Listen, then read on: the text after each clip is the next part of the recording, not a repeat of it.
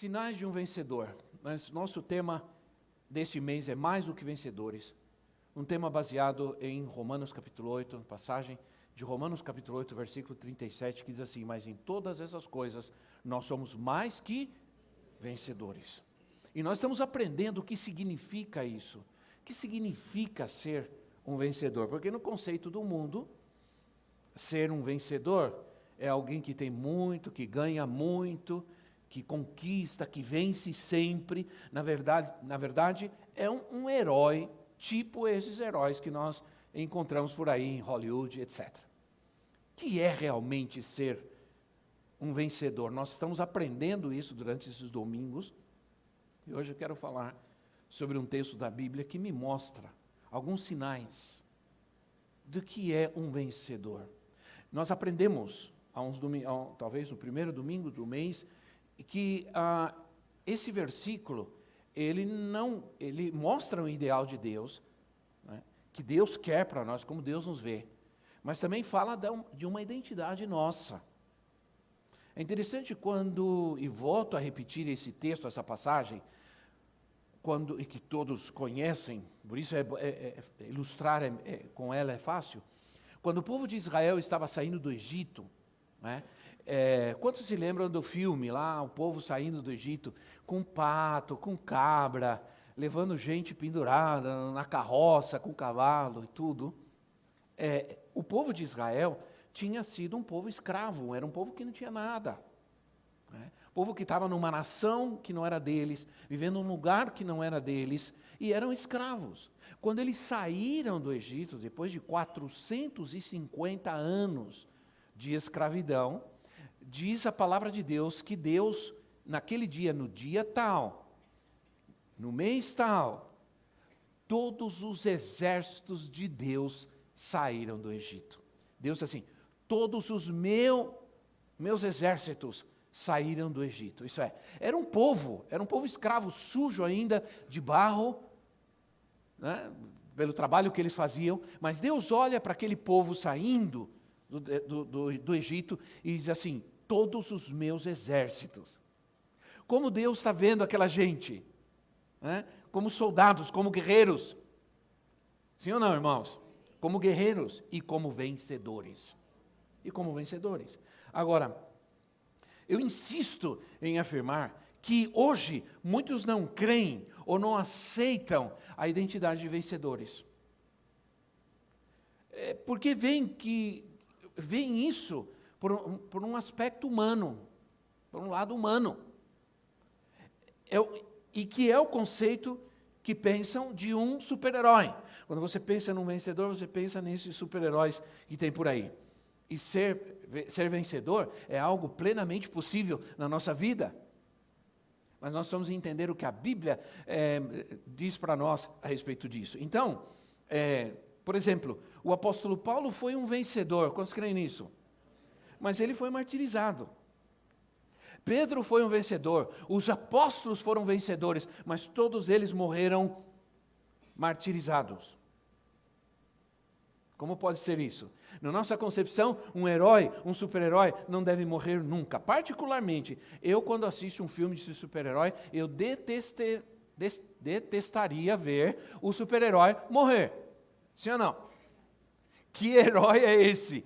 Outro dia eu estava vendo um filme de um herói, de um filme de um herói, faz um tempo já, e o cara só apanhava. Falava: meu Deus, que herói é esse? Não aguento mais ver esse homem apanhar. Porque você tem a ideia de que um herói é alguém que sempre vence. Mas, biblicamente, não é assim. Né? Os chamados heróis da fé foi gente que sofreu muito. Gente que sofreu muito, gente que viveu privações, dificuldades, perseguições, lutas, e alguns morreram sem nada, sem nada. Um vencedor é aquele que combate o bom combate, completa a carreira e guarda a sua fé. Agora, em 2 Coríntios capítulo 2, versículo 4, ou melhor, 14, eu quero ler esse versículo que eu gosto muito na Bíblia. Diz assim, 2 Coríntios capítulo 2, versículo 14. Mas graças a Deus que sempre nos conduz, repita, irmãos, sempre nos conduz vitoriosamente em Cristo, e por nosso intermédio, exala em todo lugar a fragrância do seu conhecimento.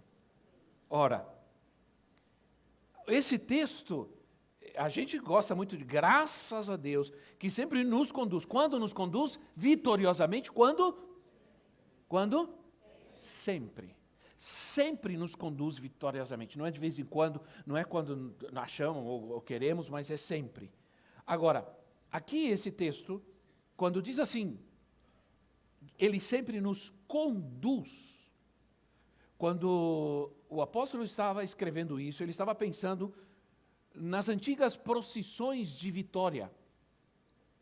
Quando o exército conquistava o seu inimigo, eles vinham com seus inimigos submissos, sujeitos, eles entravam na sua cidade, entravam numa procissão, numa marcha de vitória.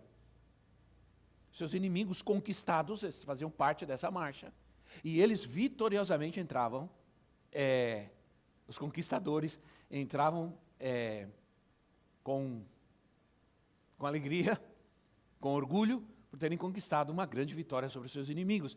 O interessante é que Paulo estava pensando justamente em nós. Ele estava pensando em Jesus como nosso conquistador e nós como um povo conquistado, aliás, porque na verdade somos conquistados por Cristo, sim ou não? Ele veio, nos conquistou, nos resgatou e entra triunfantemente conosco, subjugar. É bom se subjugar ao Senhor, sim ou não? E então o que acontece? Alguns creem que o que Paulo tinha na cabeça era isso, quando ele escreveu sobre essa marcha dos conquistadores, daqueles que são conquistados por Cristo e que marchamos triunfantemente, orgulhosos da sua vitória sobre nós. Então nós já começamos a dizer que heróis em Cristo é gente conquistada por Ele. Começamos a ser conquistados, primeiro ser conquistados, para depois conquistar. Nós somos mais que vencedores no aspecto bíblico, não no aspecto do mundo, não no aspecto da fantasia, mas conforme a fé, conforme a palavra de Deus, sempre nos conduz vitoriosamente em Cristo. Quem pode realmente contestar essa afirmação? Quem pode contestar essa afirmação? É palavra de Deus. Aqui não é uma coisa de ser positivo, de ser isso, aquilo, é palavra de Deus. Agora, eu preciso entender que há a contradição do Evangelho. A contradição do Evangelho contra a cultura do mundo. O Evangelho, ele é contracultural. Não adianta. Enquanto mais a cultura do mundo se moderniza, quanto mais ela é imoral, diabólica, mais o Evangelho vai se contrapor a ela. Essa é uma grande realidade. E nós não podemos fugir disso. Então, quando nós somos vitoriosos, quando nós somos mais que vencedores, quando derrotamos nosso inimigo, quando ganhamos muito dinheiro, quando compramos um carro novo, quando conseguimos um excelente emprego, quando casamos com quem queremos, com quem amamos, quando temos uma grande igreja, sei lá, pensa no que você quiser. Mas realmente, serão esses os sinais de um vencedor? Quando falamos biblicamente. Então, vamos ler alguns textos, ver alguns sinais que estão nesse texto, ou nesses 2 capítulos de Paulo, em 2 Coríntios, capítulo 2. Em primeiro lugar, nós somos mais que vencedores quando nós exalamos o bom perfume de Cristo. O que significa isso? Isso está do versículo 15 ao versículo 17. Porque para Deus, olha só, para Deus somos o aroma de Cristo entre os que estão sendo salvos e os que estão perecendo. Para estes somos cheiro de morte, para estes somos cheiro de morte, para aqueles fragrância da vida, mas quem está capacitado para tanto? Ora, aqui a palavra perfume se refere não exatamente a um perfume francês, ou um perfume que a gente gosta, usa, mas se refere, na verdade, ao holocausto. Quando o holocausto era queimado, e aquela fumaça que subia, ela para Deus, aquilo é um perfume. Então, aquela fumaça que subia do holocausto, na verdade, o sacrifício queimado era esse cheiro, como diz a palavra, aroma, né, que devemos ser. Por isso a Bíblia diz que devemos ser sacrifícios vivos. Um sacrifício é queimado e ele exala um aroma. E esse aroma é agradável a Deus. Né? Sabe por quê? Porque a carne está sendo queimada, porque a carne está sendo sacrificada. Aí nós vamos chegar lá, porque nós falamos com relação à libertação, nós temos algo interessante. Por exemplo, nós aprendemos que você não pode sacrificar um demônio, o demônio tem que ser expulso. Mas a carne tem que ser sacrificada. Você não pode expulsar a carne. Pode expulsar a carne do jeito que você quiser. Ela vai sempre estar aí. Está ou não está? E você sabe que está porque de vez em quando ela aparece, ela pede, ela quer, ela tem vontade. Ou não? E por isso a Bíblia diz, a carne tem que ser crucificada. A carne tem que morrer. E os demônios têm que ser expulsos. Então aqui acontece, a palavra de Deus é clara. Antes de Cristo, diz a Escritura, nós estávamos mortos em nossos pecados, em nossas rebeldias, desobediências, nossos delitos, nós estávamos mortos. Um morto não cheira bem. Nunca cheirei um morto, mas eu acho que não cheira bem. Na verdade, um mau cheiro que desagrada a Deus é quando andamos na carne. Quando andamos no Espírito, somos holocausto. Quando andamos mortos em nossos pecados, em nossos delitos, nós somos um mau cheiro para Deus. O vencedor, presta atenção no que eu vou te dizer, o vencedor é um holocausto queimado. É um sacrifício vivo. É um sacrifício vivo, não morto. Então, como sacrifícios vivos, nós tocamos tanto os salvos quanto os que se perdem. Isso fala do nosso testemunho. Nosso testemunho em Cristo pode cheirar bem e cheirar mal. Cuidado. Ninguém diz amém a isso, mas eu creio. É a vida poderosa em Cristo. É a vida que Cristo nos dá. Isso é o que cheira bem. Sim ou não, irmãos? Quanto aquelas mulheres foram, e isso me veio nesse momento, aquelas mulheres foram no túmulo de Jesus, elas foram com a melhor especiaria que existia. Os melhores cheiros, perfumes que existiam. Elas queriam que Jesus cheirasse bem. Então, o que acontece? Isso é muito representativo para nós, porque a vida de Cristo em nós, quando Cristo vive em nós, vamos cheirar bem para o mundo. Não importa o que eles pensam de nós. Ninguém quer ficar perto, irmãos? Ninguém quer ficar perto de quem cheira mal. A gente já teve essa experiência, né? Ninguém quer ficar perto de quem cheira mal. Ninguém quer ficar num lugar que cheira mal, sim ou não? Quer sair logo daí.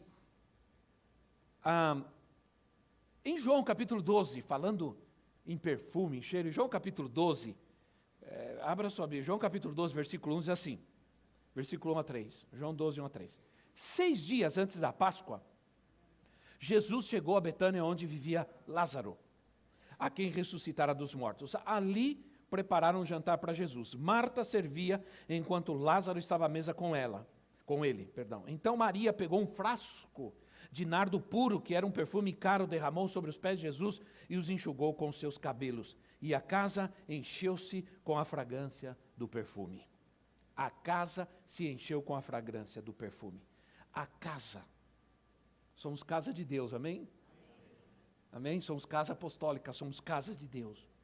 João descreve um momento em que Maria pegou um frasco de nardo puro, um perfume finíssimo, caríssimo, e derramou sobre os pés de Jesus. Penso que a presença de Cristo, a palavra e a fragrância do Espírito Santo enche a igreja, enche a casa, enche a nossa vida.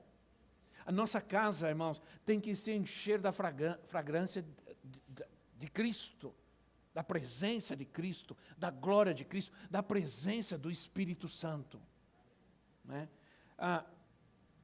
Todo aquele que crê em Cristo, eu creio que todo aquele que crê, que anda com Cristo, olha, vocês já tiveram experiência, pode acontecer ao contrário também, de abraçar alguém todo perfumado e você sair perfumado também? Né? Pode acontecer o contrário também. Pode acontecer o contrário também. Mas a verdade é, você abraça alguém todo perfumado e você sai todo perfumado. Né?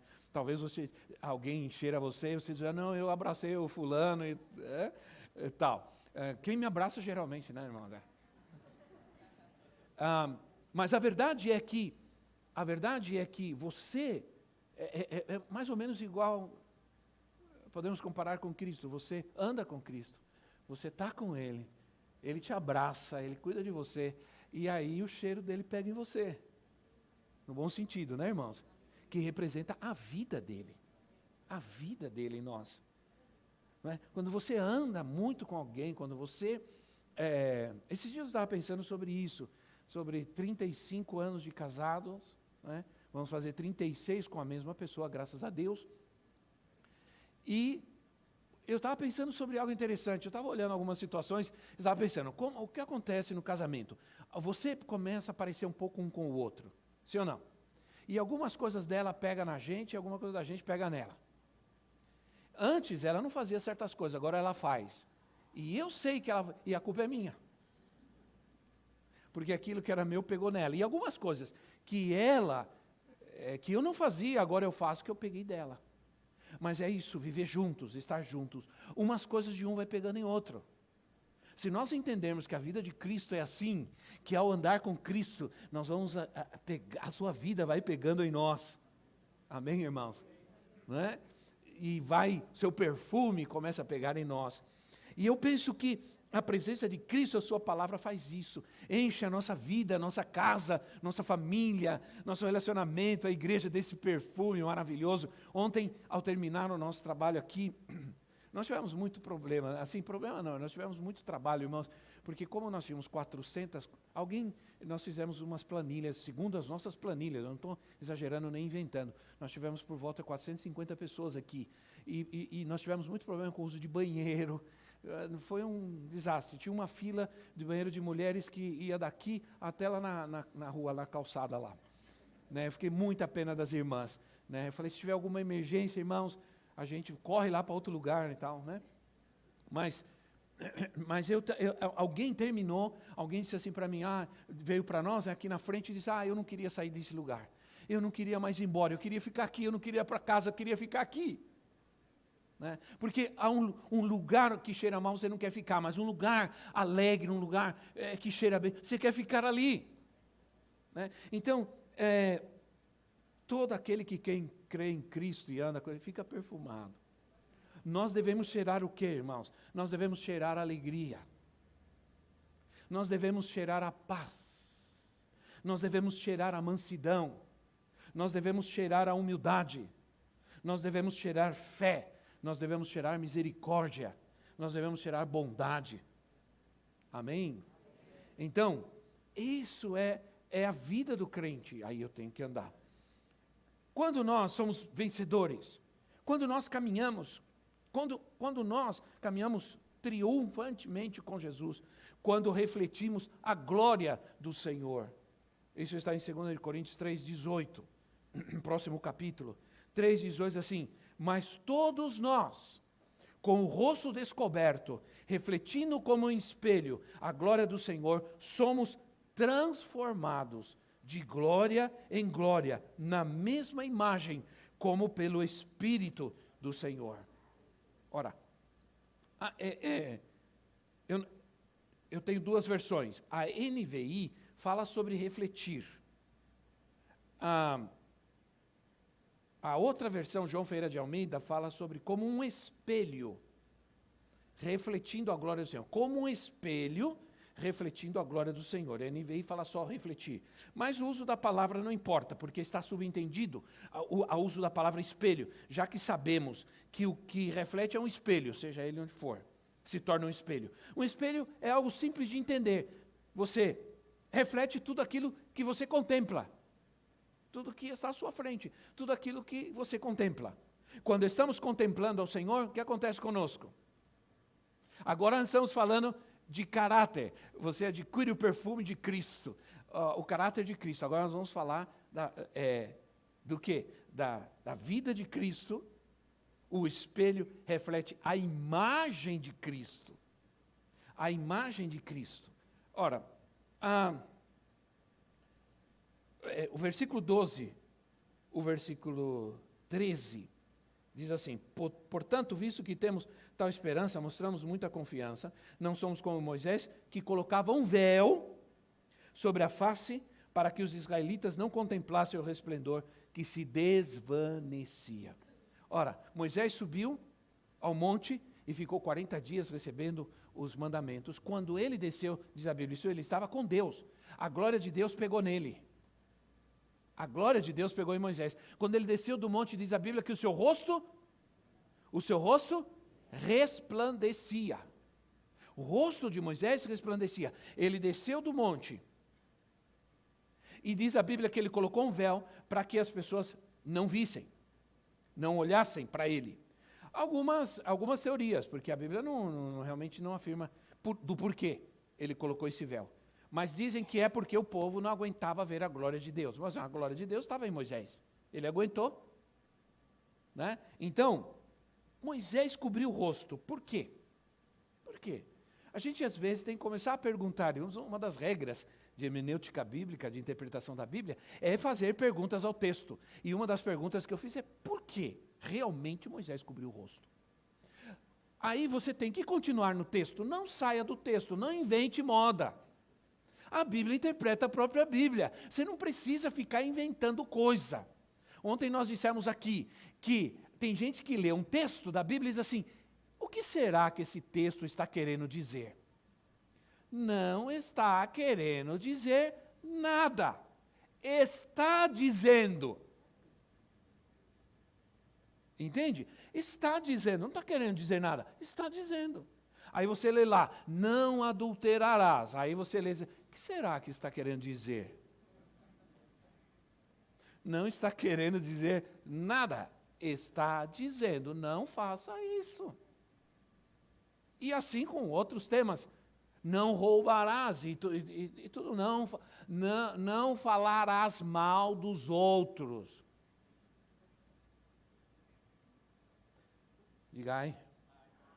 O que será que está dizendo quando diz que eu não devo falar mal de ninguém? Não está querendo dizer nada. Está dizendo: não faça isso. Simples. Mas a gente às vezes quer, né, irmãos? Dar a volta, né? A gente quer dar a volta no parque, né? O véu. Por que Moisés cobriu o rosto? Porque diz que a glória que estava nele se desvanecia. O que quer dizer? Ela ia se apagando. Ela ia se apagando. E Moisés provavelmente não queria que o povo visse que a glória estava se apagando. A glória estava lá, ele pôs um véu, acabou a glória, mas todo mundo pensava que a glória ainda estava lá.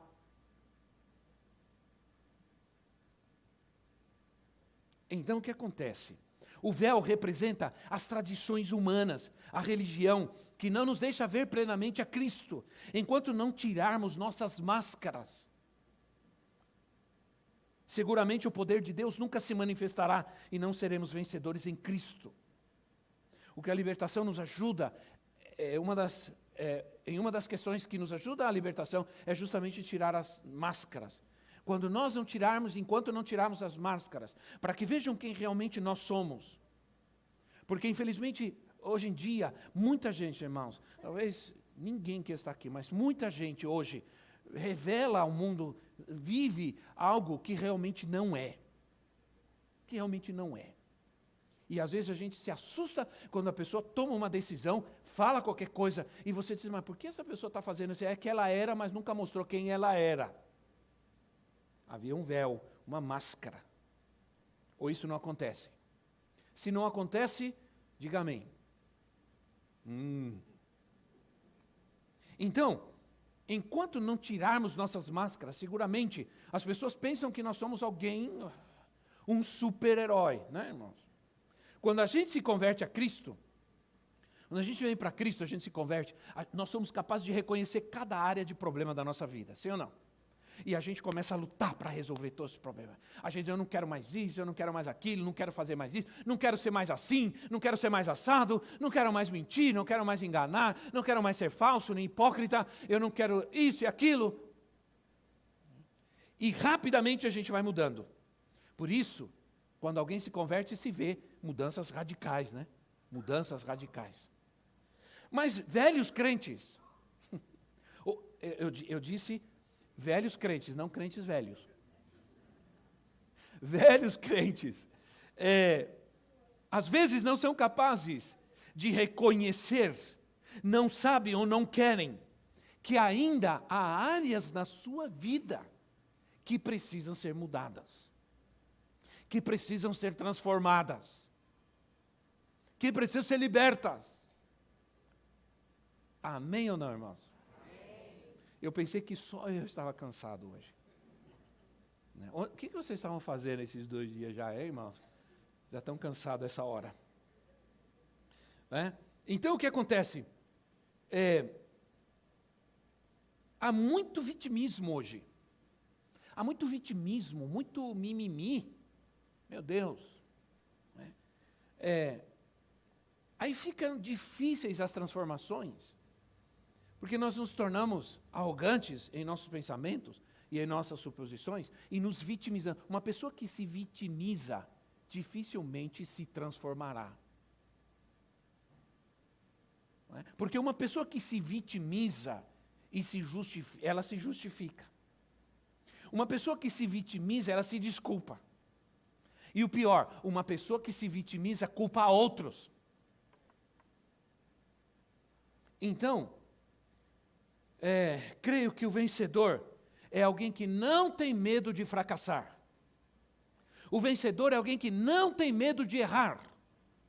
O vencedor é alguém que não tem medo de mostrar quem ele é. É alguém que não esconde suas falhas, que ande em honestidade, em transparência, que não tem medo que as pessoas vejam as suas fraquezas.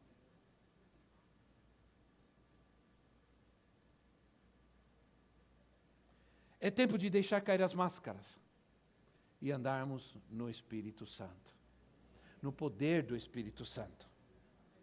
Entende, irmãos? Agora, entenda uma coisa, a glória que pegou em Moisés era uma glória que se desvanecia, era uma glória que ia embora, porque não era definitiva, mas a glória que pega em nós é a glória de Cristo e ela é eterna.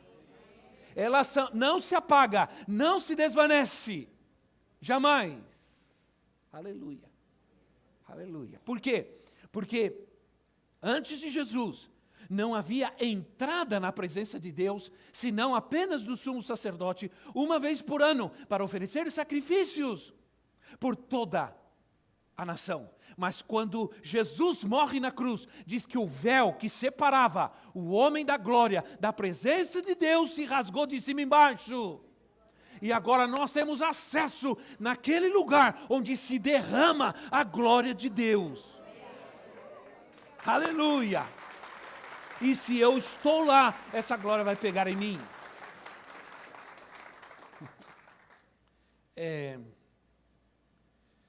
Não sei quantos de vocês já tiveram experiência de alguém chegar para vocês e dizer assim, você tem uma luz. As pessoas não entendem às vezes, né? Ontem, uma pessoa Eu acho que tinha, não sei, tem de tudo na igreja, né, irmãos? Uma pessoa se aproximou de mim e disse assim, olha, enquanto você ministrava a palavra, pastor, eu vi a sua áurea, aura. Eu vi a sua aura. E eu era uma pessoa de idade, eu falei, coitado, né, não vou ficar falando nada para ele, porque dizer para ele que essas coisas não existem, né, irmão? Mas tudo bem.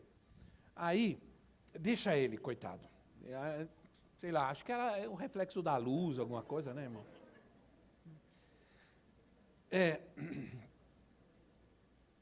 Eu estava falando sobre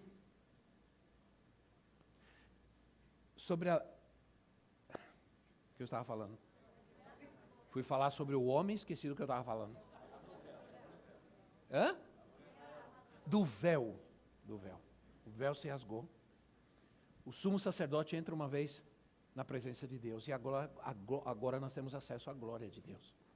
Antes nós não tínhamos. Agora nós temos acesso. Agora ela se apega em nós e essa glória, ela é eterna. Ela permanece. Né? Então, sigamos. Quando nós caminhamos triunfalmente com Cristo? Quando temos um tesouro em vaso de barro. Então é assim. O que nós estamos entendendo aqui é que um vencedor em Cristo, tudo que ele tem é de Cristo, nele. Né? Então temos um tesouro em vaso de barro. Capítulo 4, versículos 7 a 11, diz assim, mas temos esse tesouro, capítulo 4, 7 a 11, mas temos esse tesouro em vaso de barro, para mostrar que este poder que a tudo excede provém de Deus e não de nós. De todos os lados somos pressionados, mas não desanimados. Ficamos perplexos, mas não desesperados.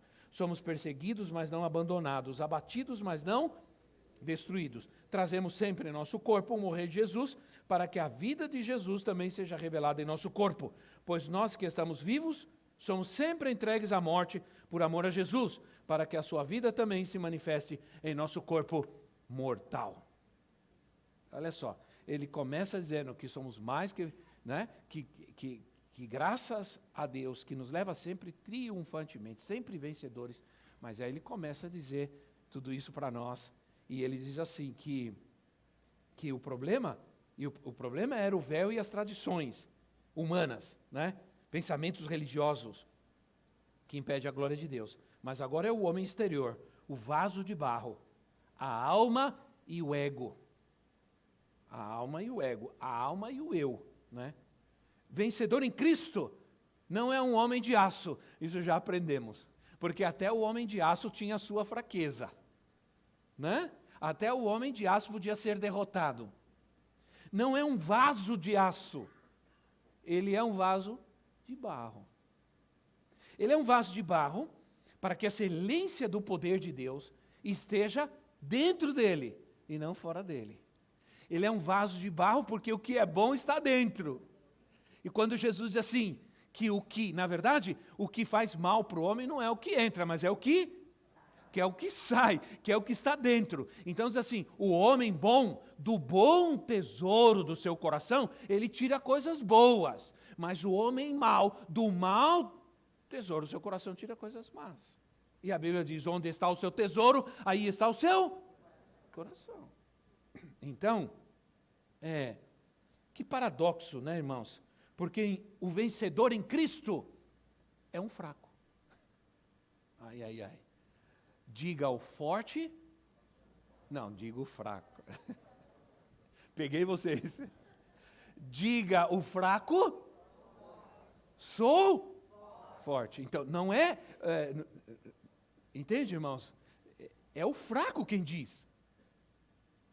Não é o forte quem diz, sou forte. É o fraco quem diz, sou forte. Agora, que imagem, né? Imagina um cara grandão, fortão, assim, musculoso, poderoso, e um fraquinho, magrinho, olhando para ele dizendo, eu sou forte. Né? Eu brinco com a minha neta, eu conto histórias para ela, e eu gosto de contar ela. Esses dias eu cheguei de viagem do Paraná, cansado, ela estava em casa. Ela veio, me abraçou, me puxou pela mão, deixei minha mala, ela falou, vovô, senta, história. Aí eu sentei e ela quer que eu conte a história de Davi. Agora, antes ela ouvia, ria muito, agora ela repete os gestos que eu faço. E eu digo, e Davi, quando eu falava, Davi tocava sua harpa e fazia plim, plim, ela faz plim, plim, plim, plim. Aí Davi veio o urso, uá, aí Davi, ela faz assim também. Ela me acompanha na história. Davi é um exemplo de um herói de Deus. Porque Davi era um fraco, sim ou não? Aos olhos dos homens, sim ou não? Pequenininho, magrinho, enfrenta um gigante de 3 metros de altura, todo armado. E agora, essa não é uma experiência única de Davi. A Bíblia diz que Davi, quando pastoreava as ovelhas, enfrentou o leão e o urso, matou um leão e um urso com as mãos. Diga ao fraco. A gente canta um cântico bem bonito, né? Que diz assim, como que é? Não. Diga ao fraco, forte sou. Gostei.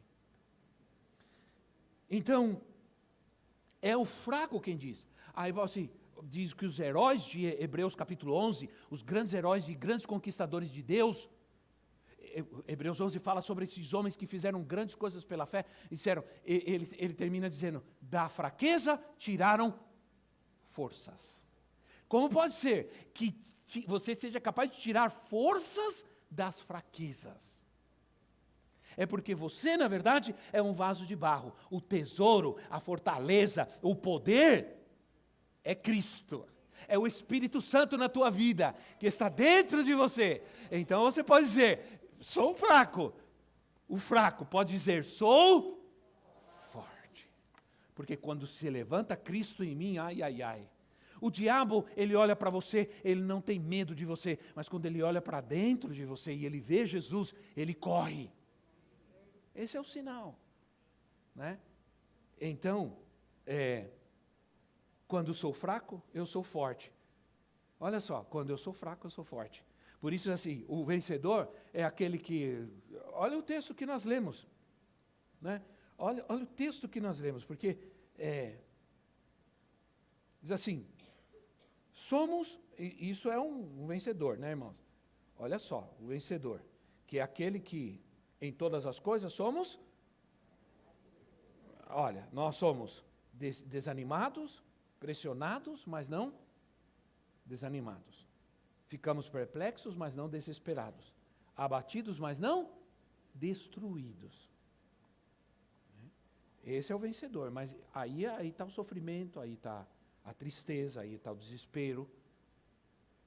Há momentos difíceis, nós somos vencedor quando justamente passamos por essas situações terríveis da nossa vida. 2 Coríntios capítulo 12, 2 Coríntios 12, versículo 9 e 10, eu vou terminando aqui, né? 2 Coríntios 12, 9 e 10, assim, mas ele me disse, olha, leia isso para você, irmãos, ele me disse, minha graça é suficiente para você, pois o meu poder se aperfeiçoa na fraqueza. Portanto, eu me gloriarei ainda mais alegremente em minhas fraquezas, para que o poder de Cristo repouse em mim. Por isso, por amor de Cristo, regozijo-me nas fraquezas, nos insultos, nas necessidades, nas perseguições, nas angústias, pois quando sou fraco, sou forte. Sou forte. Pois quando sou fraco, eu sou forte. Né? Então, isso quer dizer que quando vivemos como derrotados, nós não estamos honrando o poder de Deus em nós, irmãos. Há um exemplo na minha vida muito claro disso no campo missionário. Lembra da história? Bom, eu vou contar, porque muitos não sabem, né? Outros já estão cansados de saber. Eu fui em Guatemala, campo missionário, fui visitar uma igreja, ficar o fim de semana para servir, para trabalhar, e gente muito pobre. Gente muito pobre. E aí o que o pastor fez? Ele tirou as galinhas do galinheiro, desalojou as pobrinhas, coitadas, limpou o galinheiro, pôs uma rede e me pôs para dormir lá. Tudo bem. Eu dormi. Quer dizer, tentei dormir, né? Só que o que aconteceu foi que eu peguei uma doença na pele.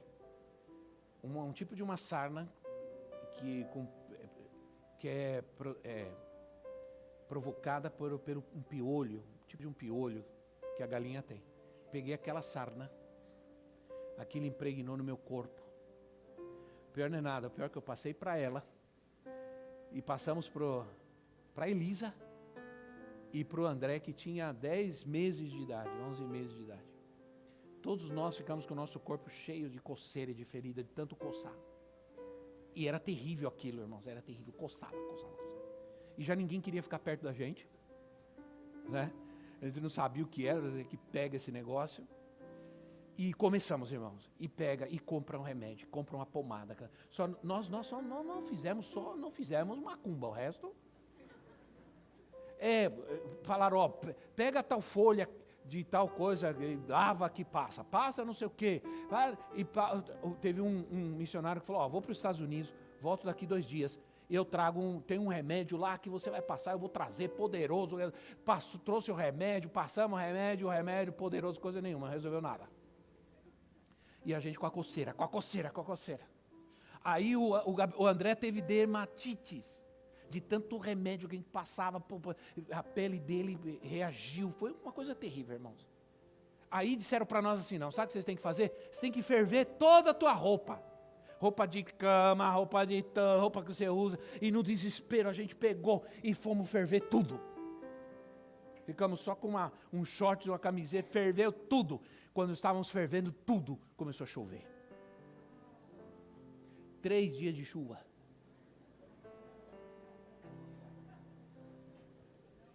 Aí eu me desesperei. Eu falei, meu Deus, nós não temos roupa para dormir, não temos roupa para sair, não temos nada. Tudo molhado. E a chuva. Foram dias terríveis. Eu me senti, aí teve um momento que me bateu uma fraqueza, um desespero. Entende? Não só por mim, mas por ver minha esposa, meus 2 filhos, o menor, desse jeito assim. Entende? O André já foi missionário, irmão, né? Tá pensando? Já sofreu as agruras do campo missionário. Aí, eu me sentia fraco, não sabia o que fazer. Como é bom ter o Senhor na nossa vida, né, irmão?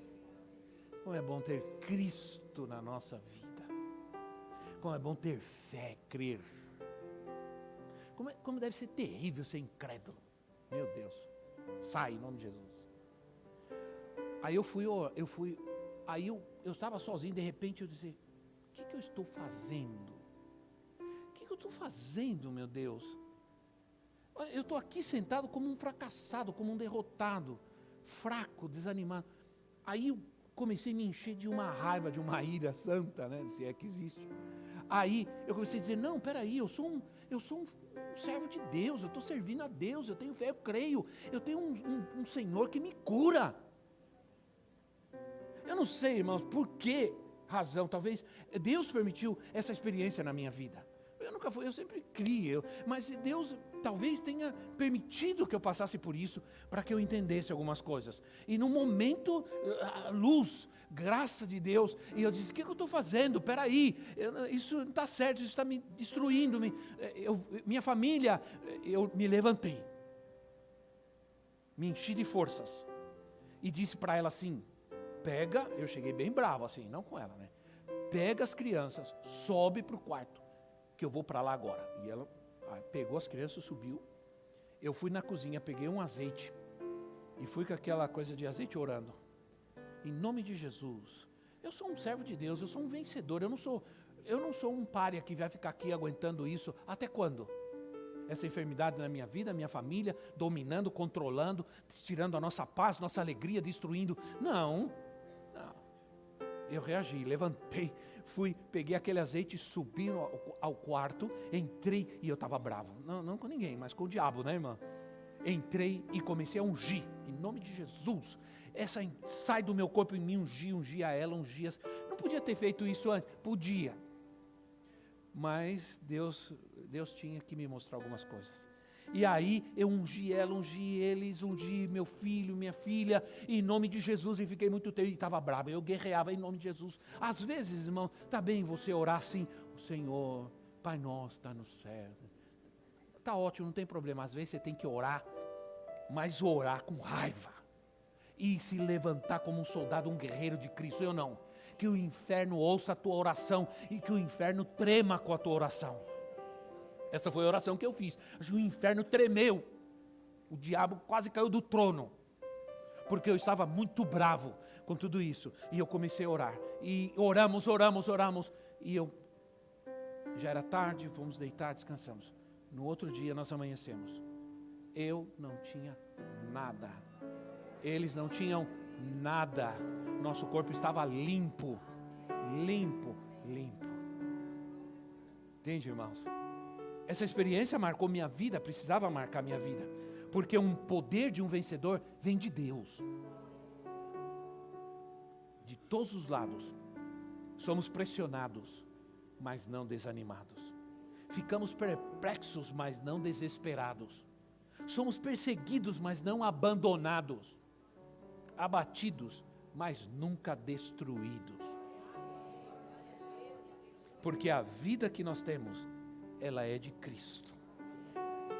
É o nosso próprio Senhor Jesus em nós. É o Rei da glória em nós. Não estamos sendo vencedores, é porque queremos viver nossa própria vida. Por isso não estamos sendo vencedores, porque queremos viver nossa própria vida do nosso próprio jeito.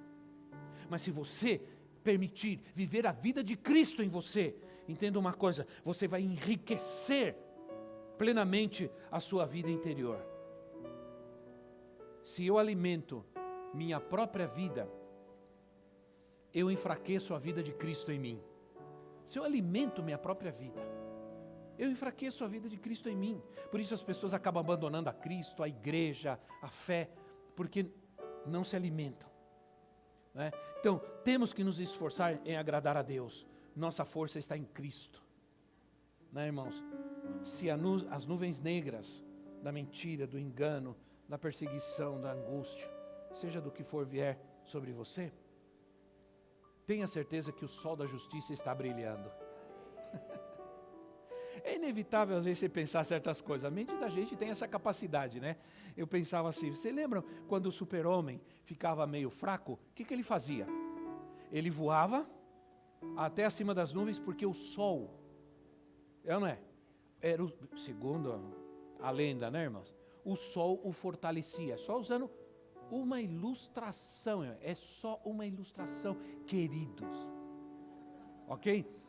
É só uma ilustração. Aquele sol o tornava forte, renovava suas forças. Lembra disso? Antigamente era assim, mais ou menos assim. Pensa nisso. O sol da justiça na sua vida renova suas forças dia após dia. Quando você vai enfraquecendo, vem o sol da justiça na tua vida e você vai de novo se fortalecendo. Né, irmãos? De novo se fortalecendo. Eu tinha um amigo, eu termino com essa história. Eu tinha um missionário amigo, ainda, às vezes, de vez em quando, né? Ele contou que uma vez ele foi viajar para um país comunista e ele chegou com 2 rapazes com ele, que eram discípulos dele, chegou e ele falou assim, olha, enquanto eu espero as malas aqui, vai lá, leva o passaporte lá, e para pegar os vistos de entrada no país, o carimbo de entrada, tudo. Aí os meninos foram, passou um tempo, os meninos vieram, olha, eles disseram que não vai deixar a gente entrar não, porque eles perguntaram o que nós somos, eu falei que nós somos missionários, falaram, não, vocês não vão entrar aqui não.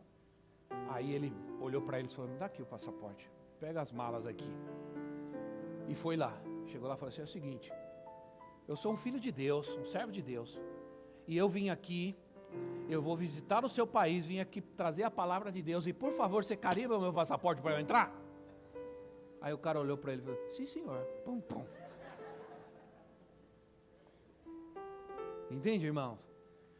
Se nós cremos que Cristo está em nós, então nós temos ousadia, autoridade, força, fé, para encarar o mal, para vencer o mal, para não se deixar ser derrotados pelo mal, em nome de Jesus, amém? Vamos nos colocar em pé em nosso lugar, porque o tempo acabou, glória a Deus.